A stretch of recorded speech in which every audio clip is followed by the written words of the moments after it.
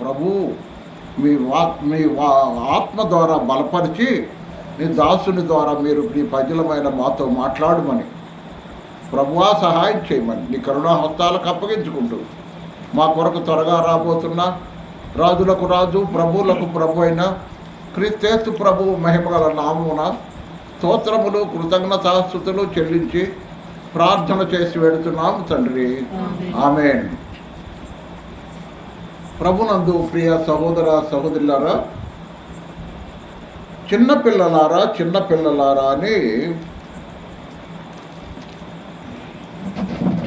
యోహాను చెప్తున్నాడు. మొదటి నుంచి 2వ అధ్యాయం 1వ వచనం చిన్నపిల్లలారా అన్నాడు. 7వ వచనములో ప్రియులారా అన్నాడు. 12వ వచనములో చిన్నపిల్లలారా అన్నాడు. 13వ వచనములో తండ్రులారా అన్నాడు. అలాగే అదే 13వ వచనంలో యవనస్తులారా అన్నాడు. 14వ వచనంలో చిన్నపిల్లలారా అన్నాడు, తండ్రులారా అన్నాడు, యవనస్తులారా అన్నాడు. ఇలాగా ఒక్కోసారి వయసును బట్టి మాట్లాడాడు. జనరల్గా ఆయన ఉద్దేశంలో దాదాపు ఈ పత్రికలు రాసేటప్పుడు చాలా పెద్దవాడు అయిపోయాడు కనుక ఎవరిని ఏ విధంగా సంబోధించినా చిన్నపిల్లలనే ఆయన దృష్టిలో లెక్క. ఇప్పుడు నాకంటే ఇక్కడ ఎవరైనా పెద్దోడు ఉన్నారా? రోసి గారు పెద్దోడా కాదు, చిన్నోడన్నా? కాబట్టి ఇలాగా నాకు మీరందరూ చిన్నపిల్లలు లెక్కే, అంటే వయసును బట్టి. ఇది కడవరి గడియ.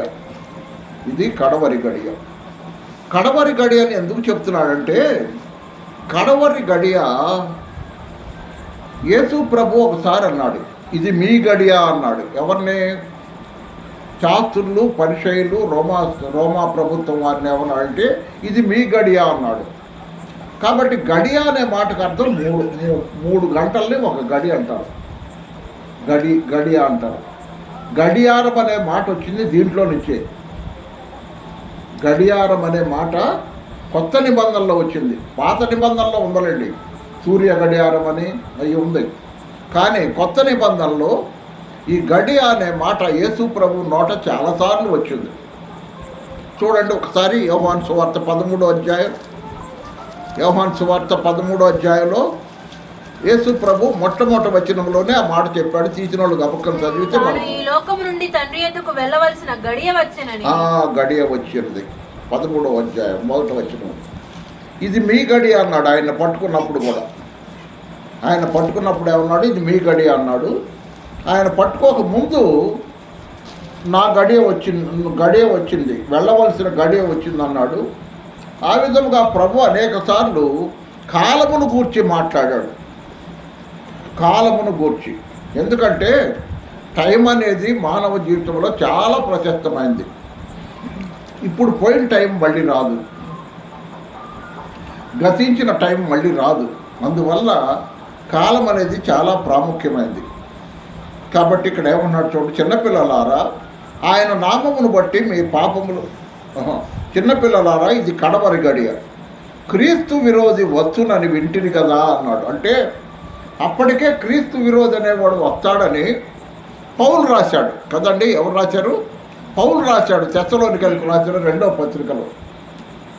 పౌలు తెస్సలోనికైలకు రాసిన 2వ పత్రికలో రాసిన మాట అందరికీ తెలిసిపోద్ది.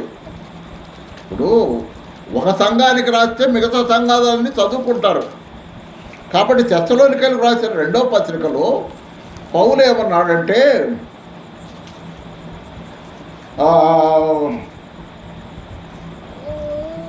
3వ వచనం 2:3, 2వ తెస్సలోనికై 2:3. మొదట భ్రష్టత్వము సంభవించి నాశన పాత్రుడు అగు పాప పురుషుడు బయలుపడితేనే కాదు ఆ దినము రాదు. వాడి పేర్లు చూడండి. నాశన పాత్రుడు అగు పాప పురుషుడు. రెండవది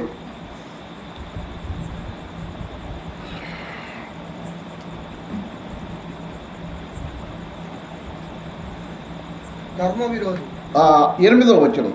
అప్పుడు ఆ ధర్మ విరోధి అంటే సమస్త ధర్మానికి వాడు విరోధిగా ఉంటాడు. అంటే వీడి కాలంలో ఏం జరిగిందంటే దేవుడు పెట్టిన ధర్మాలన్నీ కొట్టేస్తాడు. స్త్రీ పురుషుల వివాహం కొట్టేస్తాడు. పురుషులు వివాహం పెడతాడు. ఇప్పటికే వచ్చేసింది చాలా వరకు. ఇప్పుడు స్త్రీలు వివాహం కూడా అలాగే, దాన్ని స్వలింగ సంపర్కం అంటారు. అలాగా వస్తున్నాయి ఇప్పుడు. కాబట్టి వాడు ధర్మ విరోధి. అంత్యక్రీస్తు అనే మాట మాత్రం బైబిల్లో ఎక్కడ లేదు. కానీ దైవజనుడు ఆర్ఆర్కే మూర్తి గారు మాత్రం అంటాడు. ఎందుకంటే క్రీస్తు విరోధులు చాలామంది వచ్చారు కాబట్టి నేను క్రీస్తునని వాళ్ళకి చివరి వాడు అంత్యక్రీస్తు అని చెప్తాడు ఆయన. సరే, అది ఒక విధంగా కరెక్టే. కానీ అసలు అంత్యక్రీస్తు అంటే ఎవరంటే ప్రభువైన యేసుక్రీస్తు వారి ఆఖరి క్రీస్తు ఆయన. సహోదరులారా, గమనించారా? కాబట్టి ఆ విధంగా వాడు వస్తాడని అందరూ విన్నారు. వీళ్ళు విన్నారని చెప్పి యోహానే రాస్తున్నాడు. తర్వాత అనేకులైన క్రీస్తు విరోధులు బయలుదేరి ఉన్నారు. ఇది కనబడగడి అని దీని చేత తెలుసుకుంటున్నాం. క్రీస్తు విరోధులు ఎవరయ్యా ఈ క్రీస్తు విరోధులు అంటే ఇక్కడ దానికి వివరణ ఇస్తున్నాడు.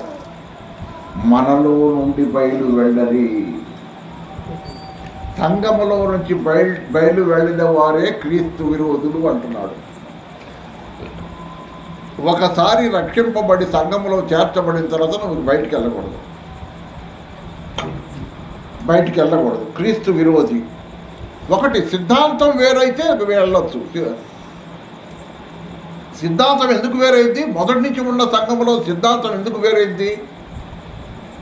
ఒక్కోసారి మనుషులను బట్టి వేరైంది. ఇప్పుడు షాలేం రాజు గారు శ్రమలలో సంఘం ఉంటుందని చెప్తున్నాడట. అది తప్పు కదా, తప్పు బోధ కదా, బైబిల్కు వ్యతిరేకమైన బోధ. శ్రమలలో సంఘం ఉండదని బైబిల్ చెప్తుంది. శోధన కాలంలో నేను తప్పిస్తానన్నాడు, శోధన కాలంలో మనల్ని కాపాడుతానన్నాడు. ఇవన్నీ ఉన్నాయి కాబట్టి దాన్ని బట్టి మనం దాన్ని అంగీకరించకూడదు. అటువంటి బోధలు మనం వినకూడదు. సంఘము ఎత్తబడితేనే క్రీస్తు విరోధి వస్తాడు అని బైబిల్ అనేక చోట్ల రాయబడింది. ఇప్పుడునూ అనేకులైన క్రీస్తు విరోధులు బయలుదేరి ఉన్నాడు. ఇది కడవరి గడియ. వారు మనలో నుండి బయలువెళ్ళి. ఎక్కడి నుంచి? ఎందుకంటే షాలేం రాజు గారు ఎవరిలో నుంచి వచ్చాడు? కృపారక్షణలో నుంచి బయటకు వచ్చాడు. కృపారక్షణలో ఎందుకు ఉండలేదు? ఈయనకు ఒక పేరు కావాలా. ఈయన రంజిత్ తోఫీర్ గారి శిష్యుడయ్యాడు ఇప్పుడు. కాబట్టి అలా కాదు. వాక్యం ఏం చెప్తుందో అది మనం గమనించాలి. వారు మనలో నుండి బయలువెళ్ళి కానీ వారు మన సంబంధులు కారు. ఎందుకని? మన సంబంధులైతే మనతో నిలిచి ఉంటారు. అయితే వారందరూ మన సంబంధులు కారని ప్రత్యక్షపరచబడినట్లు వాళ్ళు బయలువెళ్ళారు. మేము ఫలానా వాళ్ళ సంబంధులు కాము అంటానికే బయటికి వెళ్ళారు. అయితే మీరు పరిశుద్ధిని వల్ల అభిషేకం పొందినవారు. ఇక్కడ కొద్దిగా తేడా జాగ్రత్తగా గమనించాలి. అభిషేకించబడిన వారు ఎవరు? మీరు అన్నాడు. మీరు అంటే సంఘమే. సంఘము పరిశుద్ధుని చేత అభిషేకం పొందిన వారంటే పరిశుద్ధాత్ముని చేత మనం అభిషేకించబడ్డాం. మీరు అన్నాడు కానీ మేము అల్లా. మేము అంటే అపోస్తుల వరకే పరిమితమయ్యేది కాదు. ఇప్పుడు ఏమంటున్నాడు? మీరు అన్నాడు. మీరు అంటే సంఘములో వాళ్ళందరూ పరిశుద్ధాత్మ చేత ముద్రింపబడిన వారే. ఎఫెసీ పత్రిక 1:13. ఎఫెసీ పత్రిక 1వ అధ్యాయం.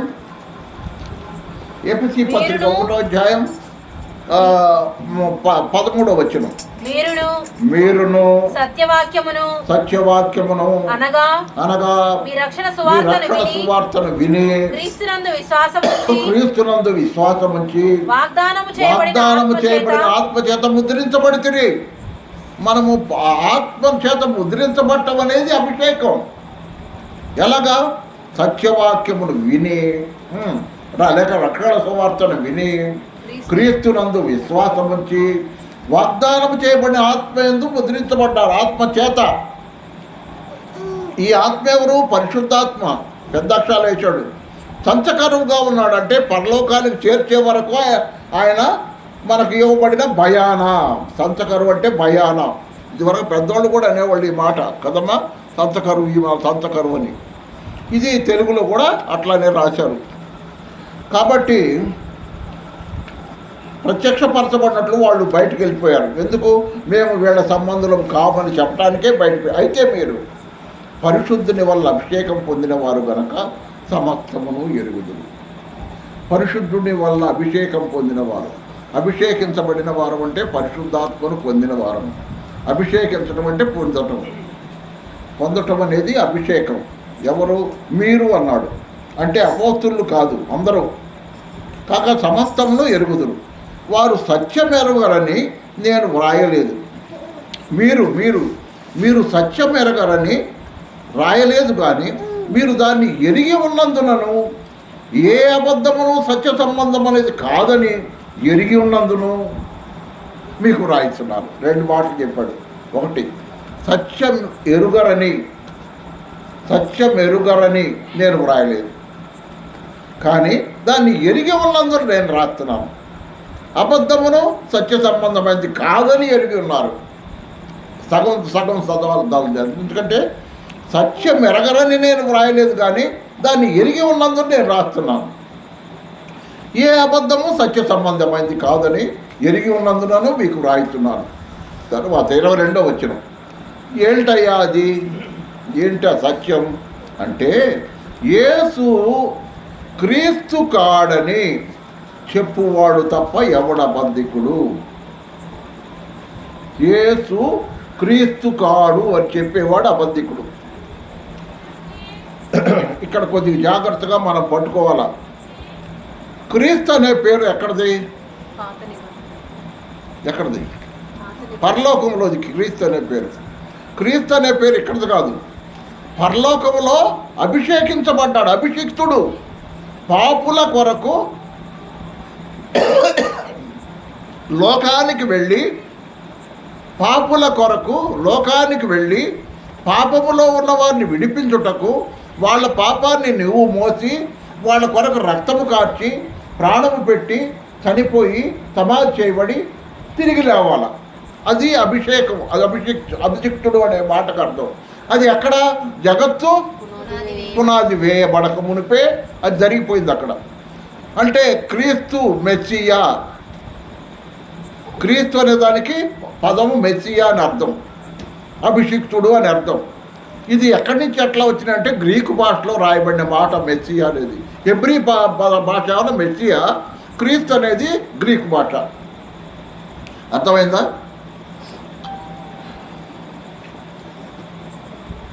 హెబ్రీ భాషలోనేమన్నా మెస్సియా, ఇశ్రాయేలు ప్రజలు ఎదురు చూస్తున్నారు.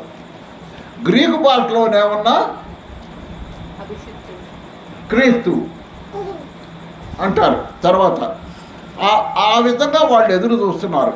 భాషలను బట్టి పేర్లు అట్లా మారినాయి అంతే. అర్థాలది అర్థం ఒకటే. క్రీస్తు అంటే అర్థం అభిషిక్తుడు. క్రీస్తు అంటే అర్థం అభిషిక్తుడు. హెబ్రీ భాషలో అభిషిక్తుడు అనే మాటకు అర్థం ఏంటంటే మెస్సియా. అది ఆయన వస్తాడని ఇశ్రాయేలు ప్రజలు ఇప్పుడు ఎదురు చూస్తున్నారు, ఇప్పటికి కూడా. కాబట్టి యేసు క్రీస్తు కాడని చెప్తే వాడన్నా వాడు అబద్ధికుడు. మరియకు పుట్టినవాడైన యేసు, ఆయన భూమి మీద పేరేంటి? మత్తయి సువార్త 1:27 చూడమ్మా. మత్తయి సువార్త 1వ అధ్యాయం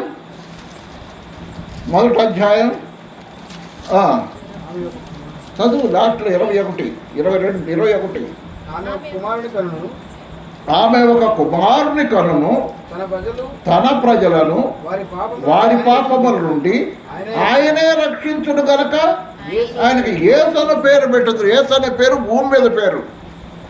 ఇది దేవదూత చేత చెప్పండి. అంటే యేసు అంటే అర్థం ఏంటి? రక్షకుడు. అభిషేకించబడిన క్రీస్తు భూమి మీదకి వచ్చిన పేరు యేసు. పరలోకంలో క్రీస్తు, భూమి మీద యేసు రక్షకుడు. కాబట్టి అనేక సార్లు పౌలు తన పత్రికలు అయ్యే రాశాడు.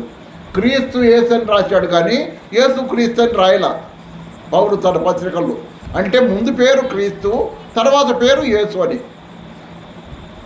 ఆ విధముగా ఆయన పేరు దేవుని ఏమి లేదమ్మా, యేసు అంటే రక్షకుడు. రక్షకుడు అని అంటే అర్థం ఏంటంటే ఇమ్మానుయేల్ అని ఇంకొక పేరు ఉంది. ఇమ్మానుయేల్ అంటే దేవుడు మనకు తోడై ఉండటానికి వచ్చాడని. అది యేసు క్రీస్తు కాడని చెప్పువాడు తప్ప ఎవడు అబద్ధికుడు? తండ్రిని కుమారుని ఒప్పుకొనని వీడే క్రీస్తు విరోధి. తండ్రిని కుమారుని ఒప్పుకొనని వాడు తప్ప ఎవడు అబద్ధికుడు లేక ఎవడు వీడే క్రీస్తు విరోధి. కాబట్టి తండ్రిని ఒప్పుకుంటున్నారంటే కుమారుని ఒప్పుకోవాల్సిందే. కుమారుణ్ణి ఒక్కడనే మళ్ళీ ఒప్పుకోవటం కాదు, తండ్రిని కూడా ఒప్పుకోవాలి. తండ్రి యందు మీరు విశ్వాసం ఉంచుతున్నారు, నా యందును విశ్వాసం. కాబట్టి ఇద్దరి యందు విశ్వాసం ఉంచాలి. యేసు ప్రభు 14వ అధ్యాయంలో ఆ మాట చెప్పిన మాట మనకు తెలుసు. కుమారుని ఒప్పుకొనని ప్రతివాడును తండ్రిని అంగీకరించువాడు కాడు. కుమారుని ఒప్పుకొనని ప్రతివాడును తండ్రిని అంగీకరించేవాడు కాదు. కాబట్టి కుమారుని ఒప్పుకోకపోతే తండ్రిని కూడా అంగీకరించేవాడు కాడు. లేదా తండ్రిని అంగీకరిస్తే కుమారుని ఒప్పుకొని వాడు తండ్రిని అంగీకరించేవాడు. నువ్వు కుమారుని ఒప్పుకున్నావా, తండ్రి కూడా ఉన్నాడు కదా. ఏందయ్యా అర్థము? పిల్లాడు ఉన్నాడు, అహాకు తండ్రి లేడా? ఉన్నాడు. పిల్లోడు ఉన్నాడంటే నా కొడుకు, నీకు ఆయనకు తండ్రి ఉన్నాడు. కుమారుడు ఉన్నాడంటే యేసు ప్రభు ఉన్నాడంటే ఆయనకు తండ్రి ఉన్నాడు. అది ఒప్పుకోవాలా? కాదు, కుమారుడే మాకు అంటారు కొంతమంది. అది ఎట్లా? అసలు కుమారుడు అనే పేరులో ఏముంది? తండ్రి ఉన్నట్టే కదా. కుమారుడు అనే పేరు ఎక్కడి నుంచి వచ్చింది? తండ్రిలో నుంచి వచ్చింది. తండ్రి ఉన్నాడు కాబట్టి అతనికి కుమారుడు ఉన్నాడని పేరు వస్తుంది. కుమారుని ఒప్పుకోనని ప్రతివాడును తండ్రిని అంగీకరించేవాడు కాడు. కుమారుని ఒప్పుకొనివాడు తండ్రిని అంగీకరించేవాడు. ఒప్పుకుంటే తండ్రిని అంగీకరించు. అయితే మీరు 24వ వచనం, అయితే మీరు మొదట నుండి దేనిని వింటిరో అది మీలో నిలవనియండి. మొదటి నుంచి ఏం విన్నారు? తండ్రి ఉన్నాడని, కుమారుడు ఉన్నాడని, పరిశుద్ధాత్ముడు ఉన్నాడని మొదటి నుంచి మనం వింటా వస్తున్నాం. కాబట్టి మీలో నిలవనియండి. మీరు మొదటి నుండి వినినది మీలో నిలిచిన ఎడల మీరు కూడా కుమారుని యందును తండ్రి యందును నిలుతురు. కుమారుని గూర్చి సాక్ష్యం ఇచ్చేది ఎవరు? పరిశుద్ధాత్మ. అంటే తండ్రి ఉన్నాడంటే ఒప్పుకుంటే కుమారుడు ఉన్నట్టే, కుమారుడు ఉన్నాడని ఒప్పుకుంటే పరిశుద్ధాత్మ ఉన్నాడని ఒప్పుకోవటమే, అంతే. ఒప్పించేవాడు పరిశుద్ధాత్మ. మీరు కూడా కుమారుని యందును తండ్రి యందును నిలుతురు. మీరు కూడా కుమారుని యందును తండ్రి యందును నిత్య జీవం అనుగ్రహింతురు ననున్నదియే ఆయన తానే మనకు చేసిన వాగ్దానము. ఎవరు?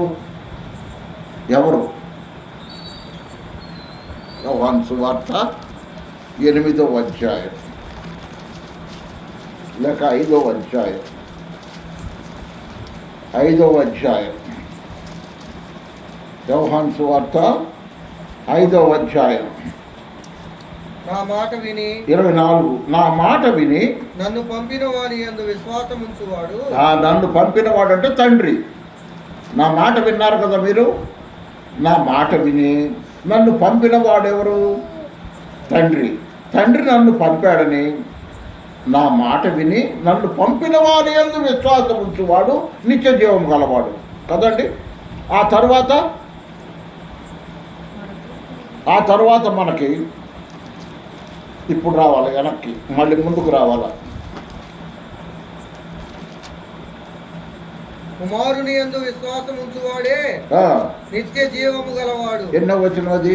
3:36. 3:36.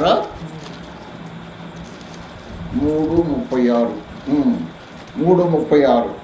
కుమారుని యందు విశ్వాసం ఉంచువాడే నిత్య జీవం గలవాడు. మరి సరిపోయింది కదా మనకి. నిత్య జీవాన్ని ఎవరెవరు ఇస్తారు? తండ్రి ఇస్తాడు. తండ్రిని నమ్ముకుంటే తండ్రి ఇస్తాడు, కుమారుడు నమ్ముకుంటే కుమారుడు కూడా ఇస్తాడు. ఈ నిత్య జీవం ఇచ్చేది ఎవరు?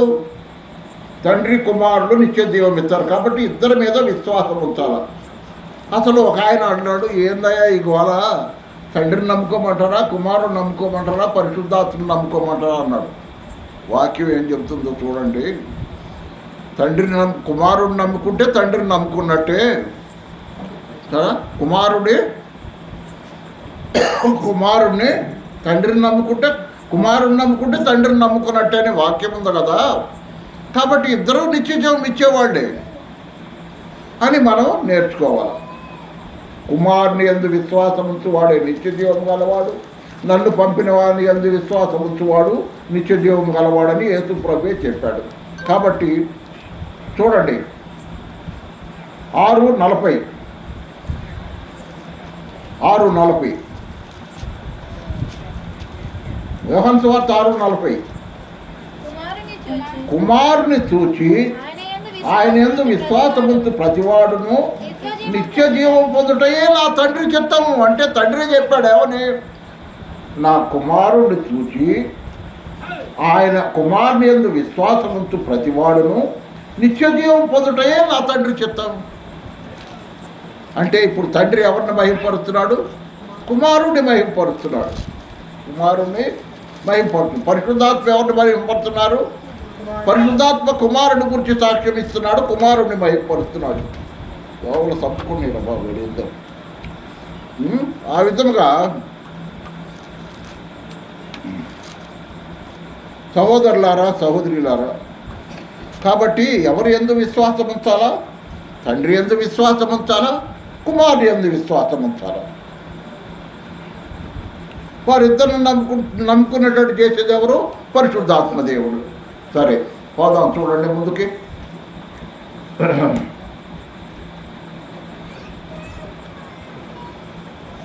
నిత్య జీవము 25వ వచనం, 2:25 యోహాను రాసిన మొదటి పత్రిక 2:25. నిత్య జీవము అనుగ్రహించునన్నదియే ఆయన తానే మనకు చేసిన వాగ్దానం. ఎవరు? యేసు ప్రభువే వాగ్దానం చేశాడు నిత్య జీవం ఇస్తానని. మిమ్మల్ని మోసపరుచు వారిని బట్టి ఈ సంగతులు మీకు వ్రాసి ఉన్నాను. అయితే ఆయన వలన మీరు పొందిన అభిషేకము మీలో నిలుచుతున్నది. ఎవరి వలన? యేసుక్రీస్తు ప్రభు వలన. ఆయన వలన మీరు పొందిన అభిషేకం అంటే పరిశుద్ధాత్మను పొందటమే అభిషేకం. ఆయన ఇచ్చిన అభిషేకం సత్యమే అనే అబద్ధము కాదు. అది అన్నిటిని గూర్చి బోధించుతున్న ప్రకారము, ఆయన మీకు బోధించిన ప్రకారము ఆయనలో మీరు నిలుచుతున్నారు. యేసు ప్రభు ఏం చెప్పాడో అదే మనం నమ్మాలి. అది తండ్రి చెప్పిన మాటలు. యేసు ప్రభు ఏం చెప్పాడో అవి తండ్రి చెప్పిన మాటలే. కుమారుడు సొంతంగా నేను మాట్లాడలేదని చెప్పాడు కదా. యోహాను సువార్త మనం చదువుకున్నాం. నా అంతటా నేను మాట్లాడలేదు, తండ్రి ఏం మాట్లాడవలనో అని నాకు చెప్తున్నాడు కాబట్టి నేను అయ్యే మాట్లాడుతున్నాను. తండ్రి దగ్గర ఏం చూశాను, తండ్రి దగ్గర ఏం విన్నాను, వాటినే మాట్లాడుతున్నాను. ఆ తండ్రి నాలో ఉండి మాట్లాడిస్తున్నాడు అన్నాడు. మాట్లాడువారు మీరు కాదు, మీ తండ్రి ఆత్మ మీలో ఉండి మాట్లాడును. అంటే పరిశుద్ధాత్ముడు మాట్లాడిస్తాడు, పరిశుద్ధాత్ముడే మాట్లాడిస్తాడు. కాబట్టి అభిషేకం సత్యమే కానీ అబద్ధం కాదు. అది అన్నిటిని గురించి మీకు బోధించిన ప్రకారము, ఆయన మీకు బోధించిన ప్రకారముగాను ఆయనలో మీరు నిలుచుతున్నారు. ఎవరిలో? యేసు ప్రభువులో, తండ్రిలో, కుమారుల్లో అనుకుందాం. ఆయన అంటే సృష్టికర్త. ఆయన అనే మాటకు అర్థం ఏంటి? సృష్టికర్త. సృష్టికర్త అంటే ఎవరు? తండ్రి, కుమారుడు, పరిశుద్ధాత్మ ముగ్గురు కలిసి. జయపాలంటే ఎవరు? శరీరము, జీవము, ఆత్మ ముగ్గురు కలిసి జయపాలు. తండ్రి సృష్టికర్త అంటే ఎవరు? తండ్రి, కుమారుడు, పరిశుద్ధాత్మ ముగ్గురు కలిసి సృష్టికర్త. దాని పేరే ఆయన. సృష్టికి భర్త. యెషయా గ్రంథం ఉంది కదా ఆ మాట. యెషయా గ్రంథంలో సృష్టికి భర్త అని. భార్య ఏమంటుంది? ఏమండి ఫలానా ఆయన ఏమంటారు? ఏమండి సత్యమూర్తి గారు ఉన్నారా? ఆయన లేరండి అంటది. ఆయన అంటే నా భర్త. సత్యమూర్తి గారు లేరండి అని అందం ఏముంటుంది, ఆయన లేడండి అంటది. ఆయన అంటే నా భర్త లేడు అని అర్థం. కాబట్టి ప్రకారముగా మీకు బోధించిన ప్రకారం ఆయనలో మీరు నిలుస్తున్నారు. కాబట్టి ఇప్పుడు అంశం మారుతుంది. ఇంతవరకు క్రీస్తు విరోధిని గురించి, వాగ్దానం చేయబడిన ఆత్మను గురించి, నిత్యజీవ వాగ్దానాన్ని గురించి ఇవన్నీ మనం ఇక్కడ చదువుకున్నాం. 25 నుంచి నిత్యజీవ వాగ్దానాన్ని గురించి చెప్పాడు, క్రీస్తు విరోధిని గురించి పైకి చెప్పాడు.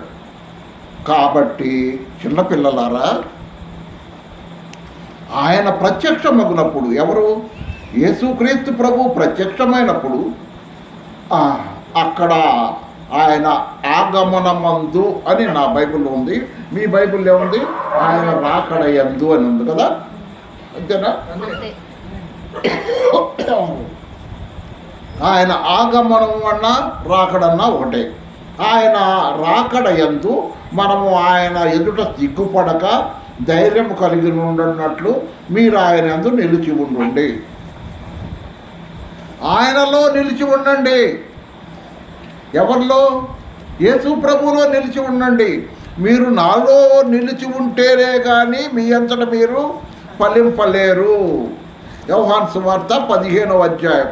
నేను నిజమైన ద్రాక్షావల్లిని, మీరు తీగలు, మీరు నా యందు నిలిచి ఉంటే కానీ.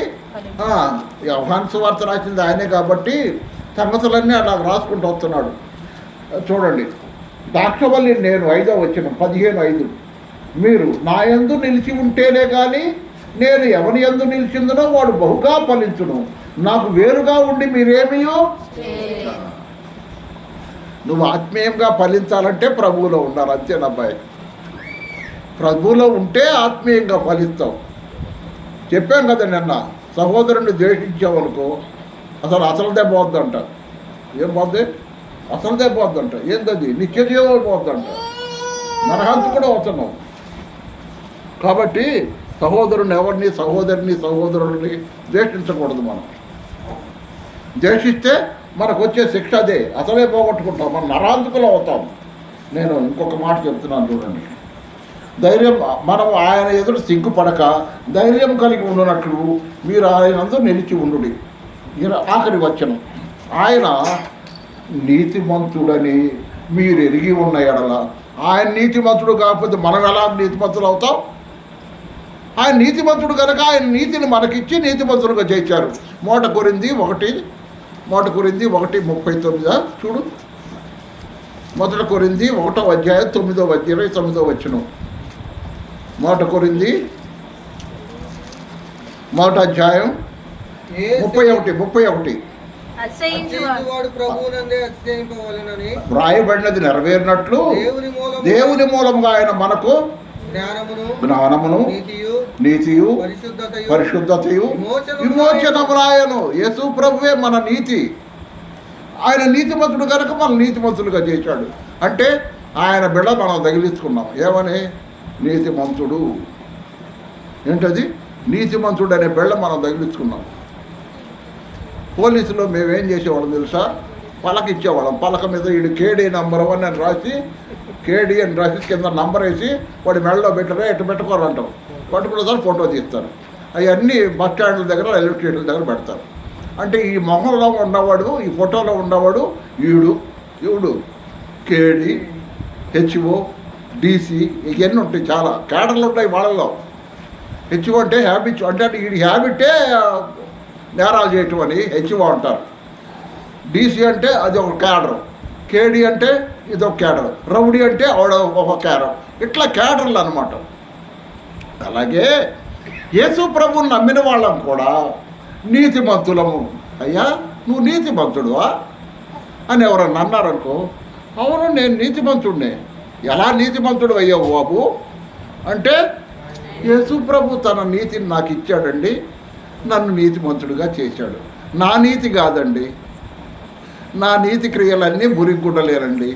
కాబట్టి యేసు ప్రభు నీతి నాకు ఇచ్చాడు, నన్ను నీతిమంతుడిగా చేశాడు. అదే నా పని. అమ్మా వింటున్నారా? ముగిస్తున్నా. ఆయన నీతిమంతుడని మీరు ఎరిగి ఉండడం, నీతిని జరిగించు ప్రతి వాడును ఆయన మూలంగా పుట్టి ఉన్నాడని. నీతిని తగిలించుకోవటం కాదు, ఏం చేయాలా? జరిగించాలా. నీతిమంతుడు అనే ఒక బోర్డు వేసుకోవటం కాదు, మనం దాన్ని జరిగించాలా. జరిగిస్తున్నావా? ఉద్యోగంలో జరిగిస్తున్నావా?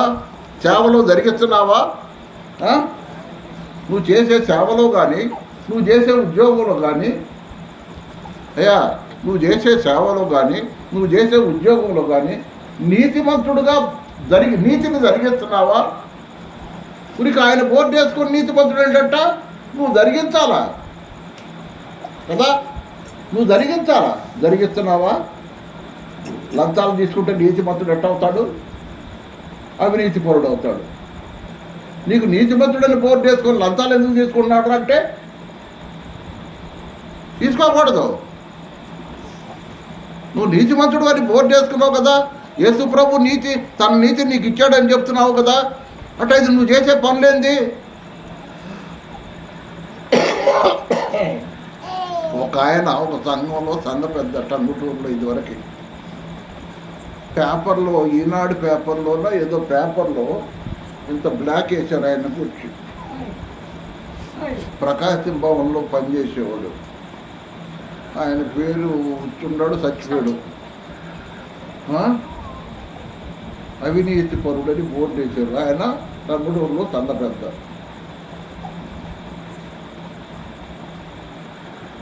ఎట్లా చెప్పండి, అది నీతేనా? పబ్లిక్లో నీ పేరు ఏమన్నా అలా వేస్తుండే? నువ్వు నీతిమంతుడు అంటే ఎవరు నమ్ముతారు?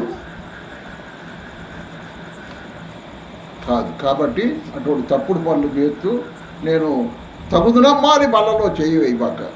ఆ బల్లను ఎందుకు పాడు చేస్తావు కదా. కాబట్టి ఆరాధన చేయబాక. అటుంటప్పుడు నా వల్ల కాదంటే వదిలేయి, వచ్చి కూర్చో, వాక్యం విను, వాక్య ప్రకారం చేస్తేనే నువ్వు భక్తి చేయి. లేకపోతే ఆయన పేరు ఎందుకు నువ్వు జడగొడతావు లేని పొంది. అది ప్రార్థన చేసుకుందాం. నీ కొరకు రక్తం కార్చి ప్రాణం పెట్టి చనిపోయి సమాధి చేయబడి మరణమును జయించి లేచిన ఆయన పేరు ఎందుకు జడగొడతావు నువ్వు? చెడగొట్టబాక. ప్రార్థన. పరిశుద్ధుడా, ప్రేమ గల తండ్రి, రాత్రిని దాసుని మాట్లాడించావు అయ్యా, బలహీనులను బలపరిచి మాట్లాడించావు, సహాయం చేశారు. కొంత ఈ దాసుని శరీరమును బట్టి కూడా ఉద్రేకం ఉంది, ఎందుకో మరి సహాయం చేయండి. ఆయన కనికరించినావు, నీకు స్తోత్రం. కాదు, సహాయం చేసినందుకు నీకు స్తోత్రం. నాయన ఇచ్చిన అవకాశాన్ని సద్వినియోగం చేసుకోవడానికి మా ప్రియులు వెంకట్రావు గారు, రిబ్కా, వాళ్ళ పిల్లలు క్రమకూడికి వాళ్ళది కాకపోయినా జరుపుకున్నారు. వాళ్ళ కుటుంబాన్ని దీవించండి, ఆత్మీయంగా బలపరచండి. ప్రభువా, సహాయం చేయండి. వారి పరిస్థితి ఏదో మీకు తెలుసు. ఎవరు ఆత్మీయ స్థితి ఎలాగ ఉన్నదో మీరు చూస్తూనే ఉన్నారు. కాబట్టి తమ ఆత్మీయ స్థితిని తాము కాపాడుకునేవారుగా నీ ఆత్మతో బలపడుతుందని బిడ్డలు చదువుకుంటున్నారు. బుద్ధి జ్ఞానములు దయచేయండి. బుద్ధి జ్ఞానములు సర్వ సంపదలు నీ ఎందుకు గుప్తమై ఉన్నావు, సహాయం చేయమని. అలాగే నీ బిడ్డ నాయన మేరమ్మ బలహీనతలో ఉంది, ఆమెకు కావాల్సిన ఆరోగ్యాన్ని దయచేయండి. నాయన నవీజ్యోతి ప్రమోషన్ కొరకు ప్రార్థన చేస్తున్నాం, సహాయం చేయండి. ఏది నీ చిత్తమో ఆ ప్రకారం మా జీవితాలు జరిగించండి. లోకంలో జీవిస్తుండగా ఇహ పరలోకంలో సౌఖ్యాలు మాకు ఇస్తానన్నావు. పరలోక సౌఖ్యాలు ఇస్తున్నావు, ఇహలోకంలో కూడా సుఖముగా జీవించుటకు సమస్తమును ధారాళముగా దయచేసే దేవుడు అని అన్నారు. కాబట్టి మీ నీతిని మేము పొందిన వాళ్ళము ఆ నీతిని కాపాడుకుంటూ నేను మహింపరిచే వారంగా మా జీవితాల ద్వారా లోకానికి మిమ్మల్ని మేము ప్రదర్శించే వారంగా సహాయం చేయమని నీ కరుణాహస్తాలకు అప్పగించుకుంటూ ఘనత మహిమ ప్రభావాన్ని నీకే ఆరోపిస్తూ చేరి వచ్చిన బిడ్డలను బట్టి స్తోత్రం నాయన ఈ కృతజ్ఞతాస్తుతులు చెల్లిస్తూ యోహాను రాసిన మొదటి పత్రిక ద్వారా మాతో మాట్లాడుతున్నందుకు నీకు కృతజ్ఞతాస్తుతులు స్తోత్రములు చెల్లిస్తూ యేసు ప్రభువు మహిమగల నామమున స్తోత్రములు చెల్లించి ప్రార్థన చేసి వెళుతున్నాము తండ్రి. ఆమేన్. అందరికీ వందనాలు.